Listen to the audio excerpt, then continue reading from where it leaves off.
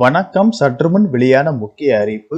கேரளா, கர்நாடகா கடலோர பகுதிகளில் ஒரு புதிய காற்றழுத்த தாழ்வு பகுதி உருவாகியுள்ளது. இதன் காரணமாக தமிழகம் மற்றும் புதுவை, காரைக்கால் பகுதிகளில் கனமழை பெய்ய வாய்ப்புள்ளதாக தெரிவிக்கப்பட்டுள்ளது. மேலும் டிசம்பர் மாதம் 14ஆம் தேதி எந்தெந்த மாவட்டங்களுக்கு கனமழை எச்சரிக்கை விடுக்கப்பட்டுள்ளது என்பதை பற்றியும் மேலும் சில கூடுதல் தகவலை தான் நம்ம இந்த வீடியோல பார்க்க போறோம். இந்த வீடியோவை கடைசி வரைக்கும் ஸ்கிப் பண்ணாம பாருங்க. வீடியோக்குள்ள போறதுக்கு முன்னாடி இந்த சேனலை இது வரைக்கும் சப்ஸ்கிரைப் பண்ணாதவங்க சப்ஸ்கிரைப் பண்ணிக்கோங்க. கேரளா, கர்நாடகா கடலோர பகுதிகளில் ஒரு புதிய காற்றழுத்த தாழ்வு பகுதி உருவாகி உள்ளதால் தமிழகம் மற்றும் புதுவை, காரைக்கால் பகுதிகளில் அநேக இடங்களில் கனமழைக்கு வாய்ப்புள்ளதாக தெரிவிக்கப்பட்டுள்ளது.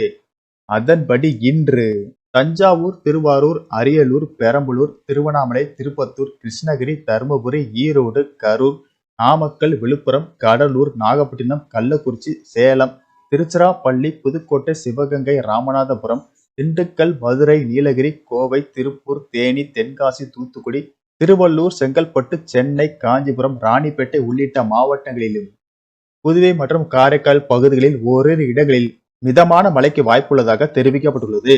மேலும் டிசம்பர் மாதம் 17ஆம் தேதி வரை தமிழ்நாடு, புதுவை மற்றும் காரைக்கால் பகுதிகளில் ஓரிரு இடங்களில் லேசானது முதல் மிதமான மழை பெய்யக்கூடும். மேலும் தொடர் கனமழை காரணமாக பள்ளி, கல்லூரிகளுக்கு விடுமுறை அறிவிக்கப்பட்டு வரும் நிலையில் தமிழகத்தில் இன்று ஒரு சில மாவட்டங்களில் கனமழை பெய்ய வாய்ப்புள்ளதால் கனமழையின் தீவிரத்தை பொறுத்து அந்தந்த மாவட்ட ஆட்சியர்கள் பள்ளி, கல்லூரிகளுக்கான விடுமுறை அறிவிப்பை இன்னும் சற்று நேரத்தில் அறிவிக்கலாம் என தகவல்கள் வெளியாகி உள்ளன.